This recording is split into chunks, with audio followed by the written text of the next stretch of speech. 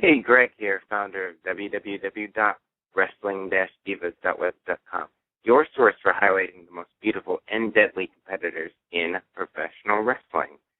My next special guest has enjoyed success as an international professional wrestling superstar that is now based in Australia, but has toured the likes of New Zealand, the United States, and Costa Rica. She has captured the World Wrestling Council Women's Championship, which she won in her debut match for the Federation. She also rounds off her resume as a model, former fitness competitor, and owner and founder of Bonita Fitness Wear, which is a fitness wear company designed specifically for women.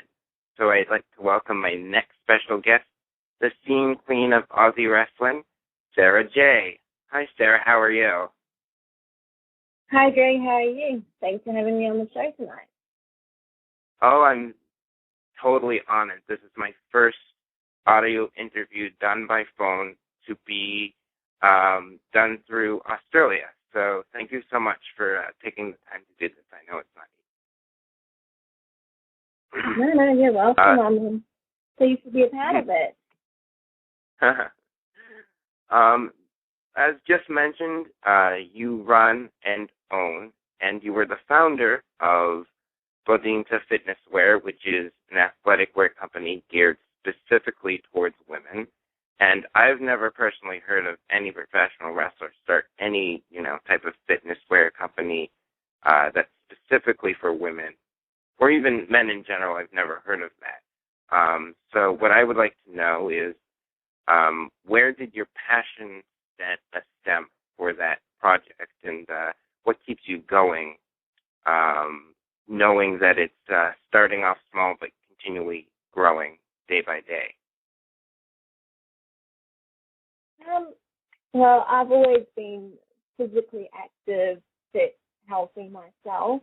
I'm a qualified personal trainer, and I've competed in powerlifting, bodybuilding, bikini fitness, even strongwoman events. So I'm always, requiring fitness wear actively myself, but being a girl, I do like to dress nicely and get that perfect outfit. So for many, many years, I've always wanted to design stuff. And secretly, when I was about 20 years old, I wanted to go to university and learn how to do fashion designing.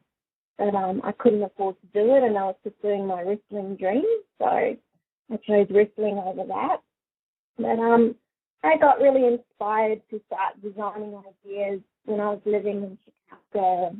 When I came back to Australia, I just felt there was a lack of, really fashionable, stylish fitness wear that was also affordable. So I started putting my ideas and designs together, and I sent it off overseas, got samples and prototypes done, and was really happy with it. And then I thought, I'm going to do this, and I released my first collection, and ever since then, it's just, it's gone from strength to strength for me. So that's basically it. And I love what I do. It gives me something to do when I'm not wrestling.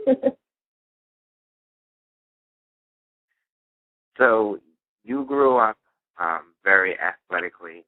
You did a text interview for my website earlier this year, and you said your parents were always supportive of your endeavors in wrestling and bodybuilding. You were always a fan of wrestling while growing up, but very few fans make that transition from a wrestling fan to actual pro wrestler. So where in your life did you say to yourself that you wanted to pursue a career in the industry?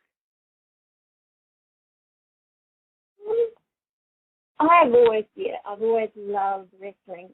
Growing up, I was an only child, and my parents used to watch wrestling when it was on TV in New Zealand. I used to watch it with them. As a child, my parents were always buying me wrestling figurines and toys and cards. So I'd always loved wrestling. My whole life, I've always loved wrestling. I went and saw a local wrestling show in Australia when I was about 14. And there was a sign there that my father saw, and it said that they needed women to learn how to wrestle. And I knew straight away I wanted to give it a go. So at the age of 14, I started harassing my parents, saying, I want to learn how to wrestle. I want to be a wrestler. So by the time I was 15 years old, my parents got sick of me nagging them, and they agreed to let me start training, and I've never looked back. I've loved wrestling ever since I was a little girl. So by the time I was 14, I knew that's what I wanted to do. And yeah, by the time I was 15 years old, I got to start training here in Australia, and I love it. Couldn't think of doing anything else. So, being only 5 feet tall and 100 pounds, when you started your training process to become a wrestler, I mean, it's hard for any women to make an impact in a male-dominated industry, but seeing as you were the height that you were, when you went in to train at the young age that you were as well, did you at all feel under pressure to try and prove yourself to your trainers and the rest of the guys in your class? I did. I was 15. I was not even 5 foot tall at the time. I was probably 90 pounds, if that. I was tiny. And I was a girl, and I was excited to learn the sport. And when I started training, everyone looked at me, and they didn't have any faith in me. They didn't believe that I could make it. The guys nicknamed me Smiley because I was always smiling at training, and I was smiling because I was doing something I loved. I was learning the art of the sport I had followed my whole life, and I was finally doing it, and I was finally there. But my trainer, he did not have any faith in me, and he would always say to me, "You're just a girl, you're going to get over this. You're not going to pursue it anymore." He didn't believe in me, and I kept at it. I didn't give up, and everyone would look at me and go, "Oh, there's a pretty little girl, isn't she cute?" I didn't like that because I'm here to wrestle. I want to be tough. I wanted to be tough like the boys. I was such a tomboy at the time. And so I stuck at it, and I tried so hard to prove my trainer wrong, that, hey, I am a girl, I am tiny, but I'm more than that, and I have something to offer the sport, I'm different, I'm unique, I have a good story. So, yeah, it was a constant battle for many, many years to prove to them that this little tiny lady was decent, could wrestle. So, yeah, it was hard. It was hard for me, that's for sure. Now, I'm sure you had some perception of what wrestling would be like going into your training class for the first time. And I'm sure over time that your perception of what wrestling is and how much it really puts the demand on the body has changed. So over time, how has your perception of wrestling changed from when you first got started? When I first went in my very first wrestling training session, I had no perception. I had no idea. I went in very open-minded, and I was ready to learn. And even now, my perception is always changing because wrestling is always changing. And wrestling all over the world in different countries, it does vary from country to country, from fed to fed. So my perception, it does change, but it's definitely opened my eyes from day one, and I'm very, very lucky that I've had the opportunities around the world to take me places and grow in my wrestling and grow as an entertainer and a fighter. So I'm sure that over time you've seen the industry change as well, and some would argue that due to what big companies like the WWE is doing with their product, that wrestling is straying away from actual physical professional wrestling to more sports entertainment geared towards a more specific audience. Would you agree with that statement, and what do you think about the direction and change that's happening in wrestling? I do tend to agree with it at this stage. Like anything, wrestling goes through phases, and this is just a phase it's going through at the moment, that it's going more for the entertainment side rather than the sport side of wrestling. I personally love wrestling. I've always loved wrestling, so I'm more inclined to follow wrestling rather than the entertainment side of it. I would prefer to see more solid wrestling in the likes of big feds like that rather than the entertainment side. That's just my personal opinion because I'm passionate about wrestling. I'm passionate about the matches. Everything about a match, that's what I'm passionate about. I personally prefer to see more wrestling rather than the entertainment side, and I hope that hopefully one day that it will, it'll get back to that point again, that there's more wrestling rather than entertainment. I think it's just anyway. Whether it's wrestling or sports entertainment, storytelling is arguably the most important aspect of working a match. And the big component of that is the type of character you are and the story that you tell with that character. And not only that, but the message that you send to the crowd when you're wrestling. What you want the fans to know about who you are when you're competing in that ring. So what do you want the fans to know about Sara Jay when they haven't necessarily seen you perform inside the ring before?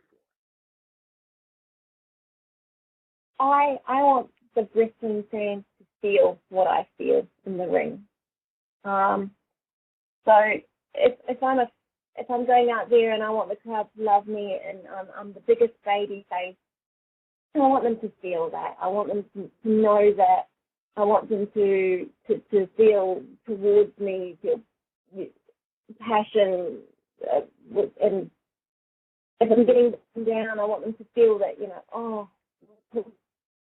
encourage me.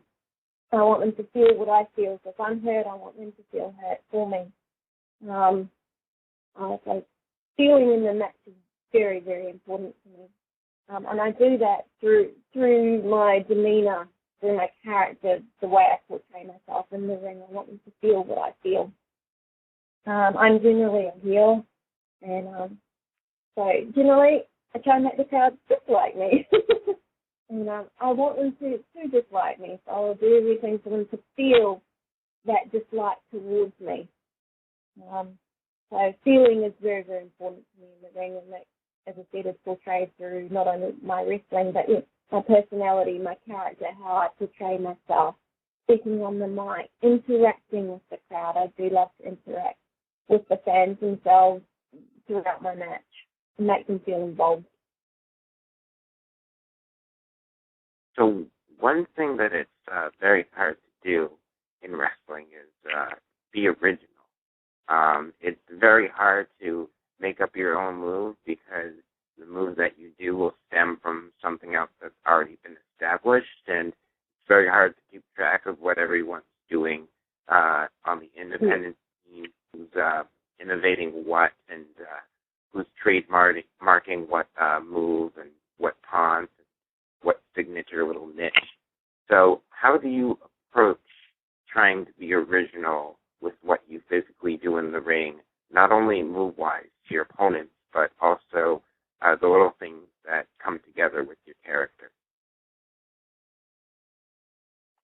Well, I'm little, so I'm yet to find a female wrestler that's smaller than me in the ring yet. So I use my height and my petiteness to my advantage. And to be original, I try and portray that through my different moves in the wrestling, whether it is running through somebody's legs and then tripping them up, or, just using that to my advantage. I try and be original that way. Another thing that I have done for many, many, many years is the way I enter the ring. I like to do the splits and slide into the ring that way. I've never seen anyone else do anything like that before. So just simple little moves like that, that are original. That people can relate to. And saying that, I remember once I had an injury and I couldn't do my splits into the ring for my entrance once, and I had to just climb through the ropes with my injury.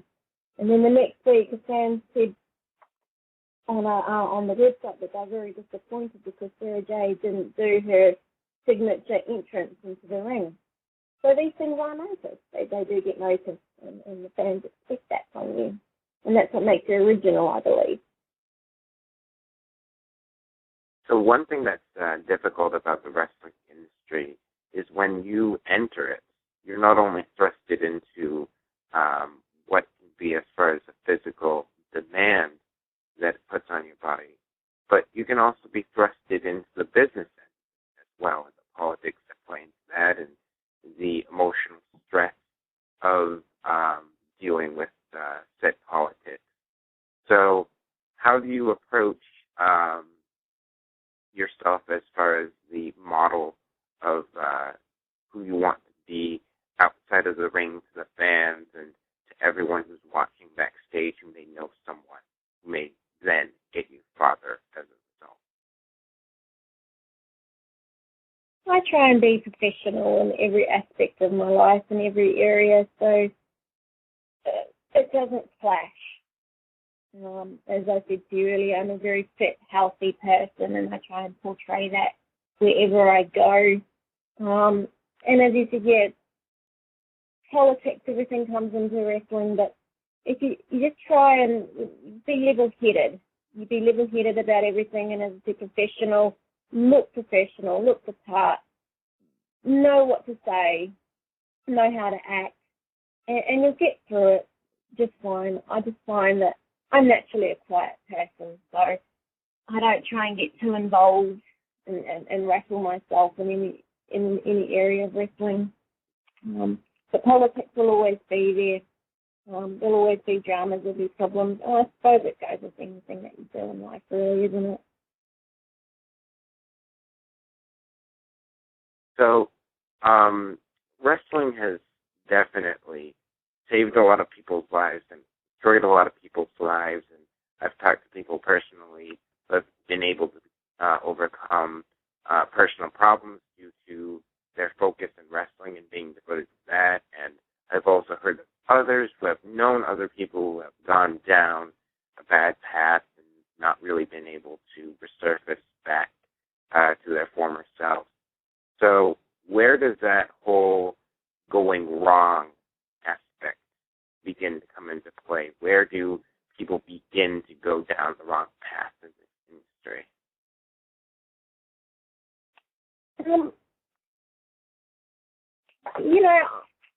I don't believe that is always the case because of wrestling. I believe it's personal choices a lot of the time as to where it leads you in life. I found that wrestling has strengthened me in many areas rather than made me go wrong or take the wrong path. As I said, I'm quite a quiet person, and before I started wrestling, I was very shy. I didn't talk to a lot of people. I was quiet. And wrestling brought me out of my shell. And it helped boost my confidence, give me, more people skills. And I believe if people go wrong, it can be more personal choice. But it is a tough industry, and there's a lot of pressure in this industry, and a lot of peer pressure, a lot of, as I said, conflict, issues, and even politics. And these things, if you get too sucked in, it is going to, bleed you dry. So you've just got to learn to be strong and let wrestling get the better. So not let it get the better of you, but rather improve you and help you take you down the right path rather than the wrong path. Luckily for me, I haven't had too many issues with it, and I've gone from strength to strength with it. And I believe a lot of people can go strength to strength with wrestling. They just make sure that they stay on the right path and stay focused and follow their dreams. They say that once you enter the industry, you never truly leave it. So after you retire, how do you think wrestling and what you've done in the industry will continue to affect your future endeavors? You're very correct there. You never really give up on wrestling at all. I would be the same once I retire from wrestling in the ring, I'm still going to be involved one way or another. You're right. No one really gives it up. It's a bit of an addiction, I believe. Wrestling is an addiction, and you can't get enough of it. I love it, and I want to keep it involved in my life any way possible, whether I'm working behind the scenes or I'm outfitting female wrestlers in Bonita fitness wear. I believe that I will be involved for a very long time, if not for the rest of my life, one way or another. I don't really want to let it go of my life. It's just such a big part of me. And I'm so passionate about it, and it is an addiction. So, and you just said that there's an addiction that you have to wrestling, and I think a lot of people would agree that they're addicted to wrestling. But there is a difference between a healthy addiction and an unhealthy addiction. So, how do you make sure that wrestling doesn't run your life in a negative way, and that you only stay focused on the positives of the industry? You've got to have structure in every area of your life. Unfortunately, I got too obsessed with wrestling once. It did become my addiction where I just focused on absolutely nothing else in my life but wrestling. My whole life was wrestling. And I didn't pay attention to my friends or my family. My focus was on wrestling. And it caused me problems. My parents and my family and my friends all confronted me and said to me, this has got to stop. You need to, restructure yourself. You're losing us. And when I realized that I was losing my friends and my family because of my obsession with wrestling, that it was taking over my life, it made me pull my head out and realize that, as much as I love wrestling, as much as it's my passion, I have other things in my life. And so that's when I started trying to restructure my life and making sure that I had time for other areas in my life, not just wrestling. And that was a big wake-up call for me. There are never any guarantees in wrestling, no matter how hard you work or who you know. So if things don't work out the way that you want them to by the end of your in-ring career, how would you look back and say to yourself, oh, I'm really proud of what I've done, and not get discouraged when things go exactly the way you want